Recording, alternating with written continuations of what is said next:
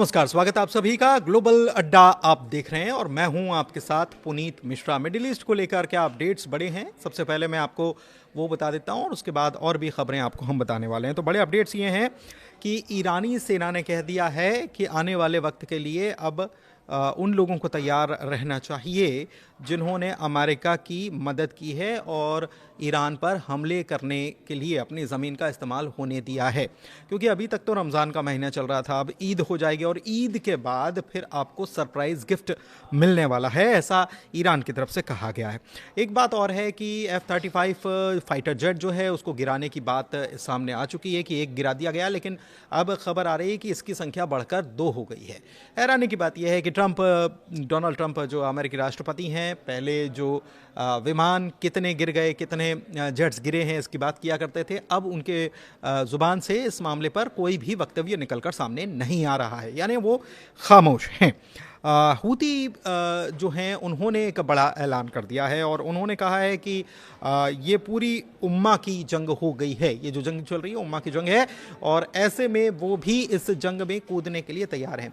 हैरानी की बात यह है कि अभी तक हूतीज़ ने इस मामले में अपनी एंट्री दर्ज नहीं कराई थी, लेकिन अगर हूती इस मामले में एंट्री दर्ज कराते हैं तो कितना ये इसका स्केल जो है एस्केलेशन का, ये कितना बड़ा हो सकता है, इसको भी समझना जो है वो ज़्यादा मुश्किल नहीं है। वैसे भी हूती पहले ही ये कह चुके हैं कि रेड सी में हम टारगेट करेंगे अमेरिकी युद्धपोत जो हैं या अमेरिकी पोत जो हैं उनको हम टारगेट करने का काम करेंगे अगर इसके ऊपर इस युद्ध को तुरंत बंद नहीं किया जाता तो, और अमेरिका जो है उसका रुख नहीं बदलता तो। सबसे बड़ी बात क्या है, सबसे बड़ी खबर ये है कि अमेरिका और इजराइल जो हैं अब 48 घंटे का सीज फायर करने पर विचार कर रहे हैं और इसके लिए कोशिश कर रहे हैं कि 48 घंटे का सीज फायर हो जाए। और ये बात किसने कही? ये बात कही डोनाल्ड ट्रंप ने। डोनाल्ड ट्रंप ने किसको कही? नेतन्याहू को कही। नेतन्याहू फिर नुमाया हुए, नेतन्याहू सामने आए, नमूदार हुए टीवी पर और उन्होंने कहा कि देखो मैं तो जिंदा हूं और ये मेरे खिलाफ जो बातें कही जा रही थी वो सारी बातें झूठी हैं। बार बार ये सबूत देने की बात जो है, नेतन्याहू को सबूत देने की नौबत क्यों आ रही है, ये भी अपने आप में एक बड़ा सवाल है कि मैं जिंदा हूं, बार बार ये कहना पड़ रहा है। और वो ये भी कह रहे हैं कि अमेरिका ने हमको ये कहा कि हमले बंद कर दो, तो इसीलिए हम ऑयल जो ठिकाने हैं उनके ऊपर हम हमले बंद कर रहे हैं क्योंकि अमेरिका ने हमको कहा। एक चीज़ और है इसमें, अभी जो जानकारी निकलकर सामने आ रही है कि अमेरिका और इजराइल जो दोनों एक थे और एक होकर ये ईरान के खिलाफ युद्ध लड़ रहे थे, अब इनमें दरार आने की खबरें सामने आ रही हैं कि दोनों में अब मतभेद हो रहे हैं। किस बात को लेकर हो रहे हैं मैं आपको इसके बारे में बताऊंगा। लेकिन तुर्की के राष्ट्रपति जो हैं अर्दोगन, उन्होंने एक बड़ा संदेश दे दिया है ईद पर, और उन्होंने किसके खिलाफ दिया है इस बात को समझना इसलिए भी ज़रूरी है क्योंकि ईरान के बाद दुश्मन कौन, ये सवाल होने लगे कि इसराइल का दुश्मन कौन होगा, क्योंकि इसराइल को ग्रेटर इसराइल बनना है। तो इसराइल जो है उसके खिलाफ एक बड़ा बयान दिया गया है अर्दोगन की तरफ से। उन्होंने कहा है कि मिडिल ईस्ट इस वक्त उबल रहा है और इसराइल ने लाखों लोगों की हत्या की है, इंशाअल्लाह उसे इसकी कीमत चुकानी पड़ेगी और इसमें मुझे कोई शक नहीं है। ये बात उन्होंने कह दी। इधर दूसरी तरफ ट्रंप जो हैं वो परेशान भी नज़र आ रहे हैं। कभी कभी वो कहते हैं कि हमने ईरान की नेवी, ईरान की एयरफोर्स, इस सब को तबाह कर दिया है, हमने ये हासिल कर लिया है, लेकिन फिर उसके बाद वो कहते हैं कभी कि हमने गलती कर दी है, कभी वो अपने सहयोगियों का साथ मांगते हैं और कभी साथ नहीं मिलने पर भड़क भी उठते हैं। एक बार फिर से भड़के हैं और उन्होंने क्या कहा है, अपने नाटो देशों पर भड़कते हुए उन्होंने कहा है कि ये तो कागजी शेर हैं, नेटो जो है वो कागजी शेर है और अमेरिका के बिना नेटो का अस्तित्व ही नहीं है।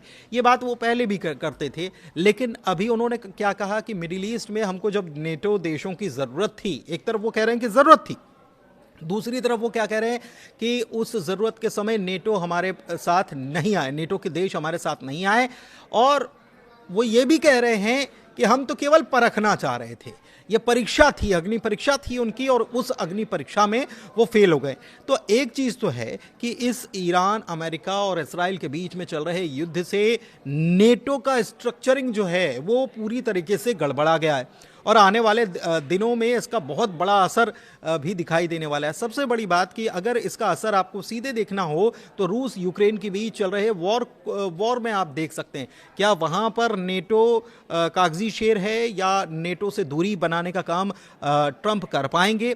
क्योंकि अमेरिका ये बार बार ये दावा करता है कि नेटो का सारा खर्चा उठाने का काम तो अमेरिका कर रहा है, अमेरिका के ऊपर बोझ है, तो हम अपना बोझ उतारना चाहते हैं क्योंकि ये काम के लोग नहीं है, मुश्किल आएगी तो ये पीछे हट जाएंगे और हमें ही इनके साथ खड़ा होना पड़ेगा।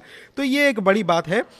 एक बड़ी बात और है, जब ये बोल रहे थे ना ट्रंप, तब उन्होंने एक क्या बात कह दी कि ईरान को उन्होंने न्यूक्लियर पावर बता दिया। उन्होंने कहा कि इसका मतलब है कि अमेरिका के अनुसार ईरान परमाणु संपन्न देश हो चुका है, उनके बयान के अनुसार, ठीक है।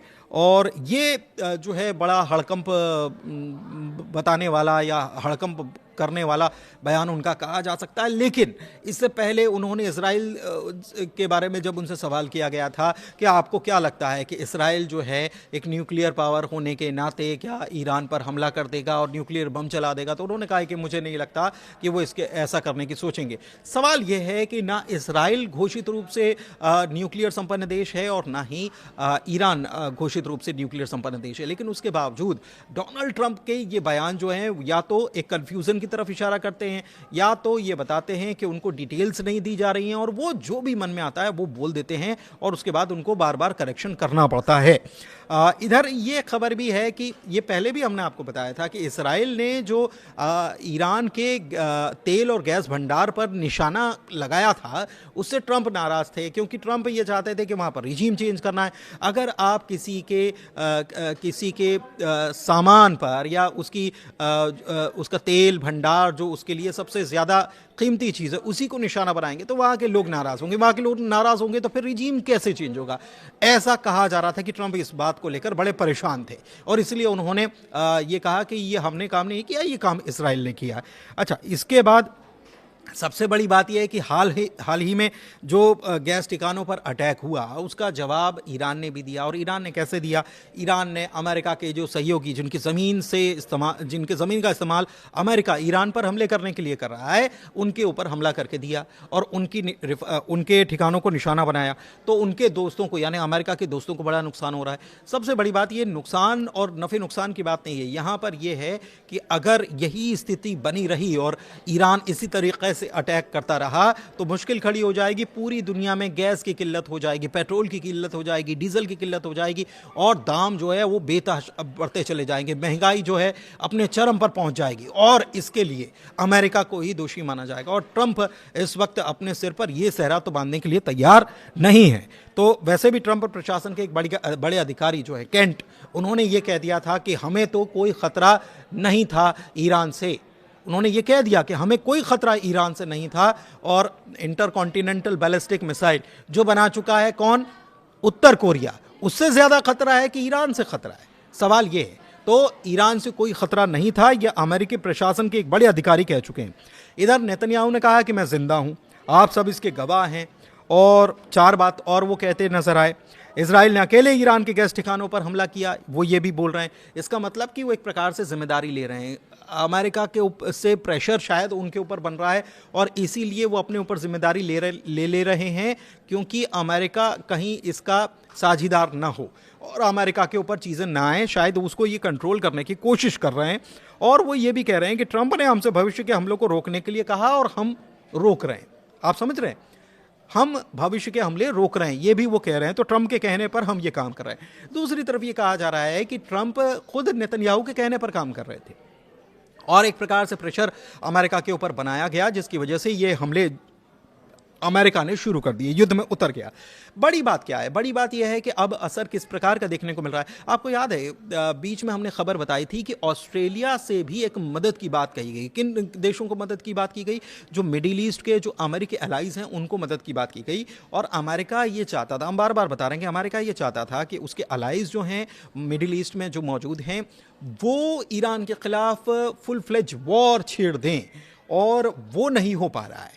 और उस वक्त जब ये बात सामने आई थी तब ऑस्ट्रेलिया की तरफ से ये कहा गया था कि हम आपको कुछ हथियार देने के लिए तैयार हैं, कुछ निगरानी के लिए हम आपको विमान देने के लिए तैयार हैं, ये तक बात सामने आई थी। अब उसका असर क्या हुआ है देखिए, ये मैं आपको बता देता हूं। ऑस्ट्रेलिया के पीएम जो हैं एंथनी अल्बनीज, उनको सिडनी की लाकेम्बा मस्जिद में ईद उल फितर की नमाज और समारोह के दौरान भारी विरोध का सामना करना पड़ा है, क्योंकि ऑस्ट्रेलियाई सरकार का रुख जो रहा गाजा के दौरान या फिर अभी जो वॉर चल रहा है इससे लोगों की नाराजगी है।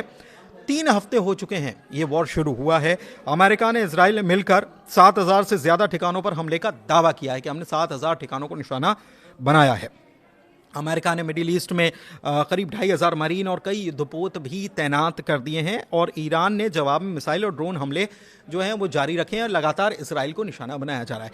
इस बीच एक बड़ी खबर ये भी आ रही है कि यूएसएस त्रिपोली जो है ये आ रहा है, इसकी एंट्री होनी है, लेकिन ये कब आएगा? इसको लगेंगे करीब 3 हफ्ते ईरान तक पहुंचने में। और इस पर जो खबर निकलकर सामने आ रही है ये बड़ी अहम हो जाती है, क्योंकि ये बड़ा ताकतवर माना जाता है, लेकिन ताकतवर तो बहुत सारे जो हैं वॉरशिप्स माने जा रहे थे। जापान के ओकिनावा में ये 31वीं मरीन यूनिट के करीब 2,200 सैनिक हैं, और ये रिपोर्ट ये बताती है कि सैनिक ज़मीन और हवाई युद्ध और हर जगह लड़ने में माहिर हैं। तो युद्धपोत मामूली नहीं है, चलता फिरता किला इसे बताया जाता है। इस पर F-35 स्टेल्थ लड़ाकू जेट्स भी हैं, हालांकि 2 जेट्स ईरान ने गिरा दिए हैं, ये भी खबर है, और घातक हेलीकॉप्टर्स भी इस पर तैनात होने बताए जाते हैं। और माना जा रहा है कि अगले हफ्ते तक या उसके ज़्यादा और वक्त लग सकता है, तो वहाँ ईरान में ये ग्राउंड ऑपरेशन करने के लिए तैयारी एक बार फिर से शुरू हो गई है, ऐसा कहा जा रहा है। और ये शायद 20 साल में पहली दफ़ा होगा जब अमेरिकी सेना जो है वो किसी मुल्क की ज़मीन पर कदम रखेगी, बड़े युद्ध क्षेत्र में ज़मीन पर कदम रखेगी। अच्छा, इस बीच क्या हो रहा है कि ईरान लगातार हमले जारी रखे हुए है। आपको मालूम है होर्मुज़ में क्या हो रहा है, उसके अपडेट्स आपको मिल ही रहे हैं लगातार, उसके ऊपर आपने नज़र बनाए हुए। आप देखिए 7,000 से ज़्यादा ठिकानों पर हमले किए गए। खबर क्या आई कि ईरान में 1,300 से 3,000 लोगों की मौत हुई, कुछ रिपोर्ट्स में और ज़्यादा बताया जा रहा है। लेकिन इतने हमले हुए, ट्रंप कह रहे हैं कि हमने इतने हमले किए हैं कि वहाँ अब हमला करने के लिए कुछ रहा ही नहीं है। तो आप समझिए कि वो लोग, वहाँ की जनता, आवाम जो सड़कों पर नज़र आ रही है, वो कहाँ से आ रही है? और जो बात कही जाती है कि इसराइल में बंकर्स हैं और सेफ्टी मेजर्स अपना लेते हैं लोग, तो क्या ये ईरान में नहीं है? सवाल ये भी बड़ा है, और ये बात जो है अमेरिका को परेशान किए भी हुए हैं। लेबनान में 1,000 से ज़्यादा मौत हुई है और 10 लाख लोग विस्थापित हुए हैं, क्योंकि इसराइल वहाँ पर भी लगातार हमले कर रहा है। इसराइल में भी 20 से ज़्यादा मौतों की बात कही गई है, हज़ारों लोग घायल हुए हैं। अमेरिका के 13 से 15 सैनिकों की मौत की बात कही जा रही है। आंकड़ा ईरान की तरफ से कहा जाता है कि आंकड़ा बड़ा है और अमेरिका इस बात को छुपा रहा है, या अमेरिका इस बात को मानेगा नहीं, कभी एक्सेप्ट नहीं करेगा। यूएई, कुवैत और दूसरे देश जो हैं वहाँ पर भी कई लोगों की जान गई है। कुल मिलाकर 20,000 से ज़्यादा लोग जो हैं वो घायल इसमें हुए हैं। ये जो अभी तक करीब आप समझ लीजिए कि 3 हफ्ते हो गए, 3 हफ्ते कंप्लीट हो चुके हैं। तो ये पूरा अपडेट मैं आपको बता रहा हूँ। असर क्या हुआ है? असर ये हुआ है कि तेल की कीमतें लगातार बढ़ रही हैं। 100 से $120 प्रति बैरल तक तेल की कीमतें पहुंच गई हैं। स्ट्रेट ऑफ होर्मुज़ में तनाव लगातार बना हुआ है। अपनी शर्त ईरान ने रखी थी है कि यहाँ से गुजरना होगा तो आपको चीनी पैसे में डील करनी होगी। मतलब इससे ये भी पता चल रहा है कि एक नया रुख क्या हो रहा है। ईरान और चीन कितने करीब आ चुके हैं, इससे आप समझ लीजिए कि ईरान अपनी जो करेंसी उसमें भी पैसा नहीं मांग रहा।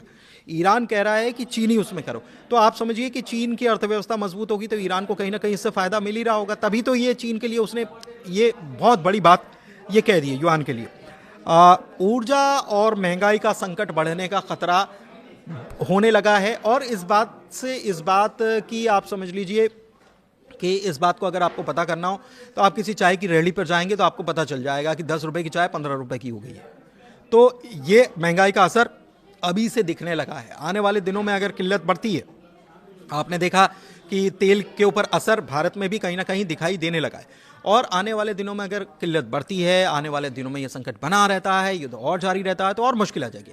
अमेरिका इस बात को समझ रहा है। भली भांति जान रहा है, इसराइल भी जान रहा है कि अगर ये मुश्किल हो गई तो बहुत बड़ा संकट उनके लिए खड़ा हो जाना है। और इसीलिए ये बात निकलकर सामने आई जो मैंने सबसे पहले आपको बताया कि 48 घंटे की सीज फायर की बात कही जा रही है। सीज फायर मतलब कि ऐसे ठिकानों पर हमला नहीं करेंगे जो गैस या ऑयल से जुड़े हुए हों। तो कुल मिलाकर अपडेट यहीं तक है। कैसा अपडेट लगा आपको बताइएगा ज़रूर, जानकारी कैसी लगी, क्योंकि बहुत सारे अलग अलग प्लेटफॉर्म पर बहुत सारी जानकारियां हैं, लेकिन उनको समाहित करके और ऑथेंटिक इन्फॉर्मेशन आप तक पहुंचाना हमारा लक्ष्य रहता है, हमारी कोशिश रहती है। कैसी लगी जानकारी बताइएगा ज़रूर। फिलहाल इस वीडियो में इतना ही, बहुत शुक्रिया।